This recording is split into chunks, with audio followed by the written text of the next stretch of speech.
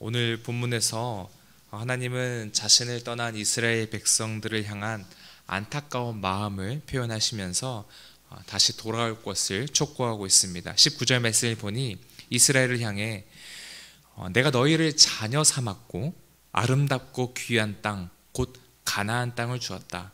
내가 너희를 특별히 선택하였고 이토록 사랑하였으니 당연히 너희는 그런 나를 떠나서는 안 된다라고 그 마음을 표현하십니다.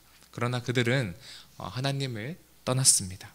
20절에서는 마치 아내가 남편을 속이고 떠나는 것처럼 하나님을 그렇게 속이고 배역했다라고 기록하고 있습니다.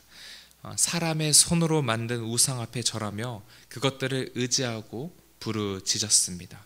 그러나 자비로우신 하나님은 이 백성들에게 다시 기회를 주고자 하십니다. 마치 돌아온 탕자의 비유에 나오는 집 나간 둘째 아들을 기다리는 그 아비의 심정으로 이들을 애타게 찾고 부르십니다. 22절을 제가 다시 한번 읽겠습니다. 배역한 자식들아 돌아오라. 내가 너희의 배역함을 고치리라. 돌아오라. 돌아오라. 돌아오기만 하면 내가 너희를 고치리라는 이 애끓는 외침은 비단 이스라엘 백성들에게만 해당되는 외침은 아닐 것입니다. 오늘 여기 앉아있는 저희 모두도 좀 겸비한 심령으로 새겨들어야 할 주님의 외침인 줄 믿습니다. 그러면 우리는 돌아오면 고치신다고 하셨는데 다시 돌아가기 위해서 무엇을 해야 할까요? 이 질문에 대한 답이 이제 4장 1절에서 4절까지 기록되어 있는데 이 4절의 본문 속에 총 3개의 명령이 선포되고 있습니다. 돌아가기 위한 방법이 기록되고 있는 것이죠. 먼저 1절에 네가 돌아오려거든 내게로 돌아오라 라고 말하고 있고 3절에서는 너희 묵은 땅을 갈아라. 다른 말로 너희 마음의 묵은 땅을 기경하라 라는 명령이고 4절에서는 너희 마음 가죽을 베는 마음의 할례를 행하라. 이렇게 총 3가지 명령이 기록되어 있습니다. 3가지 각기 다른 말로 표현되어 있어서 다른 명령인 것 같지만 결국 동일한 말을 하는 것인데요. 결국 너희가 나에게 돌아오려거든 너희 마음을 갈아엎어야 한다라는 이 말을 하는 것입니다. 내 백성들아 너희가 진정 돌아오려거든 아니 너희가 진짜 살려거든 너희 마음에 지금 묵은 땅 그 너희 마음의 묵은 마음을 기경해야 한다 이 말을 하고 있는 것입니다. 성도님들 중에 이제 시골에서 자라신 분들은 농사 짓는 광경을 자주 보셨을 텐데요. 농사를 짓기 위해서는 매년 꼭 신경 쓰여서 공들여서 해야 할 것이 한 가지 있습니다. 그것이 무엇일까요? 다들 도시 사람이 찾으시는데 조사하면 다 나옵니다. 농사를 짓기 위해서는 땅을 꼭 갈아엎어야 합니다. 땅을. 왜 땅을 기경해야 할까요? 그 이유는 땅은 가만히 두면 딱딱해지기 때문입니다. 아무리 좋은 옥토라 할지라도 기경하지 않고 가만히 두면 금세 나쁜 땅이 되고 맙니다. 지금 하나님은 바로 이 이야기를 꺼내시는 것입니다. 너희가 정말 죄로부터 돌이켜 나에게 돌아오려거든 너희가 정말 살려거든 심령을 좀 갈아엎어라. 너희 심령을 그대로 방치해두면 땅이 굳어지듯이 너희 심령도 계속 그렇게 굳어지고 병들어 죽게 될 것이다. 이 말씀을 지금 하시는 것이죠. 여러분 하나님의 이 말씀은 이스라엘 백성들에게만 해당되는 말씀이 아니라 오늘을 사는 오늘날의 수많은 그리스도인들에게도 그대로 해당되는 이야기이죠. 우리는 종종 한때 정말 열심히 하나님을 섬기고 신앙생활을 했던 분이신데 어느 순간 믿음도 신앙도 다 잃어버리신 채 시들시들해지신 분들을 보게 됩니다. 그게 우리일 수도 있겠고 또 다른 분들일 수도 있겠죠. 그 영혼이 어쩌다가 그 뜨거웠던 사랑과 믿음을 잃어버리게 된 것일까요? 특별히 나쁜 죄를 하나님이 금지하신 죄를 지속적으로 범죄해서 그런 것일까요? 아닙니다. 그런 경우는 특별히 신자들이 그런 경우는 드뭅니다. 마음밭, 이 심령을 기경하지 않고 방치해 둔 탓입니다. 이 심령을 계속 갈아엎고 가꾸어야 하는데 계속해서 하나님의 말씀으로 갈아엎고 성령의 은혜로 뒤엎어 버려야 하는데 그 심령을 그냥 방치해 둔 탓입니다. 왜 방치했을까요? 힘들어서 방치했을까요? 아니요. 정말 역설적이게도 힘들 때는, 특별히 신자가 힘들 때는 이상하게 더 열심히 자신의 심령을 스스로 가꾸고 기경합니다. 힘들어서 매일 말씀 앞으로 나가고요. 부르짖어 기도하고 하나님을 매 순간 전심을 다해 시시로 의존합니다. 성령의 능력을 의지합니다. 그런데 그러다가 편해지면, 먹고 살만해지면, 배 따숩고 등 따스우면 그때부터 심령을 기경하는 것을 놓아버리게 됩니다. 결국 이때 편해지고 형통해졌을 때 심령을 가꾸지 않았기 때문에 심령이 굳어지게 된 것입니다. 바로 이것이 오늘 본문에 나오는 이스라엘 백성들의 치명적인 잘못이었습니다. 그들은 어려웠을 때, 배고프고 고난 중에 있었을 때 열심히 여호와 하나님을 찾고 부르짖었습니다. 자신들의 심령을 매 순간 뒤엎기 위해 날마다 주님의 말씀을 붙들고 기도의 자리로 나아갔습니다. 하나님을 애타게 바라보았습니다. 그런데 그들이 편해졌을 때 그들은 더 이상 자신들의 심령을 가꾸지 않았습니다. 하나님의 말씀을 붙들지 않았습니다. 손으로 생긴 한낱 우상 앞에 절이나 하고 있는 그런 어리석은 모습을 보였습니다. 그 결과 그들의 심령은 말라 비틀어지게 되었습니다. 그렇다면 오늘 우리의 심령은 어떻습니까? 잘 기경되어 있는 상태이십니까? 아니면 방치해 두어서 딱딱해질 대로 딱딱해진 상태입니까? 어떻게 그것을 알 수 있을까요?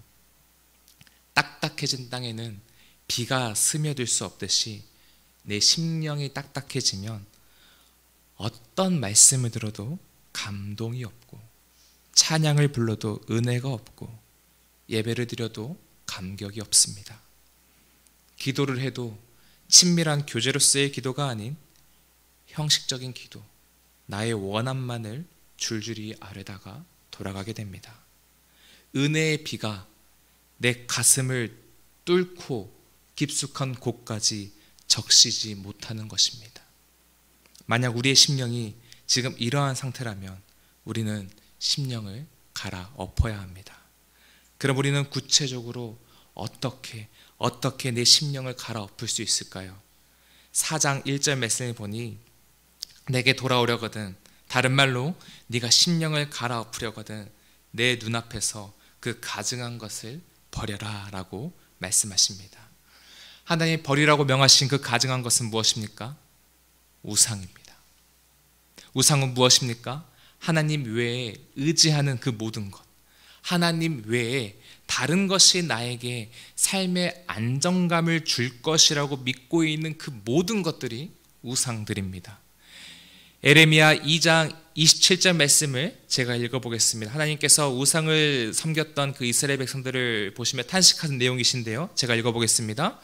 그들이 나무를 향하여, 나무로 만든 우상이죠, 나무를 향하여 너는 나의 아버지라 하며, 돌을 향하여, 돌도 우상입니다, 돌을 향하여 너는 나를 낳았다 하고 그들의 등을 내게로 돌리고 그들의 얼굴은 내게로 향하지 아니하다가 그들이 환난을 당할 때에는 이르기를 일어나 우리를 구원하소서 하리라.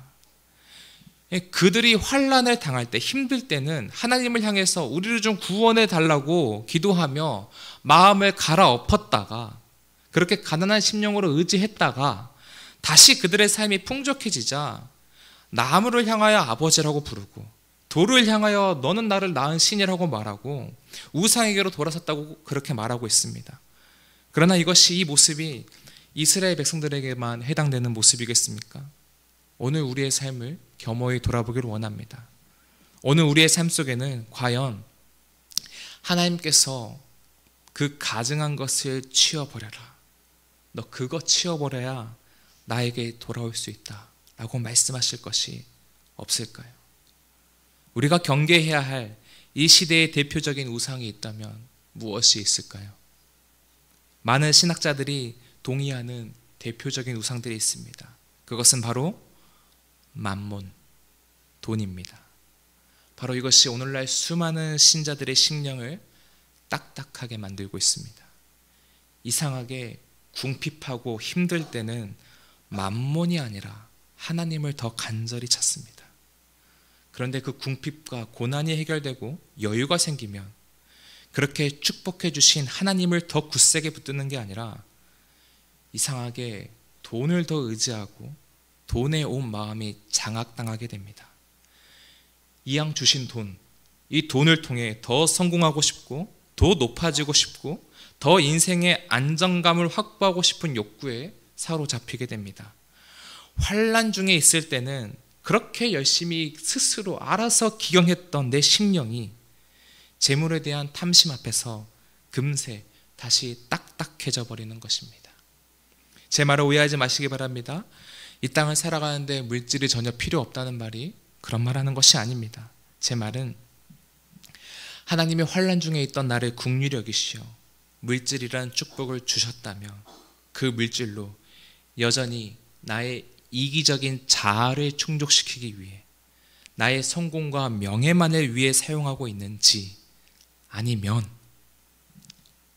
이제 하나님 나라와 어려운 이웃들과 지극히 작은 소자에게 내게 한 것이라고 하셨는데, 그 말씀을 기억하여 작은 소자들에게도 기꺼이 나누고 쓰고 있는지 정직하게 따져봐야 한다는 말씀입니다. 내 인생의 안정감과 평안과 기쁨과 성공이 재물이 아니라 하나님께 달려있다고 진실로 그렇게 믿고 있는지 내 마음속을 들여다봐야 한다는 말씀입니다. 만약 반대의 경우라면 하나님보다 만몬을 더 의존하고 있는 모습일 확률이 높습니다.